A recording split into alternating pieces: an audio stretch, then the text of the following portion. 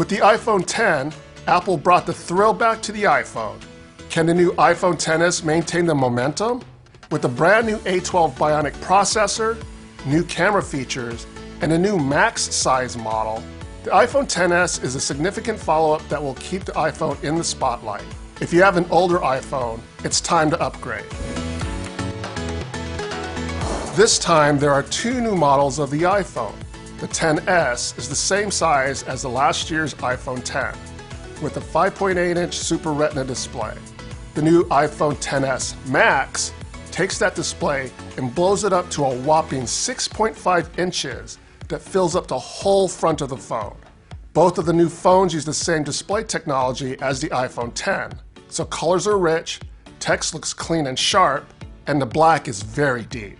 The iPhone XS Max is similar in size as the iPhone 8 Plus, but the XS Max has no bezel or home button, so the front is all screen, and it's Apple's most impressive looking iPhone yet.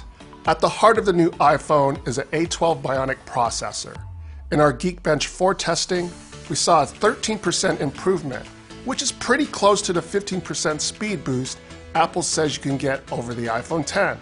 When using the iPhone XS, turning on the phone, scrolling, opening apps, and other things feel just as fast as the iPhone X, if not a tad snappier. The cameras are a major part of the iPhone XS, and the back camera hardware has a 12-megapixel sensor. But now the pixels are larger and, according to Apple, deeper. Also, the wide lens is a tad wider than before. The software that Apple uses to process your photos has undergone some changes too. Most notably, it's more aggressive about getting rid of camera noise, and you can really notice this in low-light photos. Not only are there fewer noise artifacts, but the detail is a lot sharper. There's also a new feature called Depth Control, which works with the iPhone's portrait mode and allows you to adjust the amount of background blur. You can make the background more in focus or more blurry, helping you get the look you want. Using the right amount of background blur can make your pictures look even more dramatic.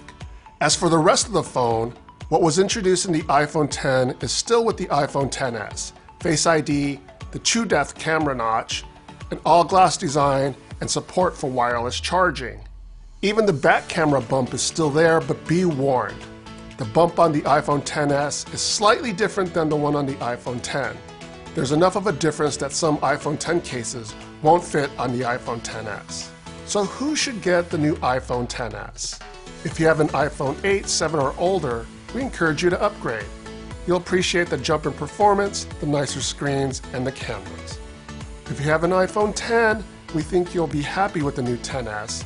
But since the X has a lot of the same features, we wouldn't blame you if you wanted to wait until next year. And if cost is a concern, wait until later this month to see what the new iPhone XR is like. In any case, the iPhone XS and XS Max are worthy successors to the iPhone X, with features that'll make anyone happy.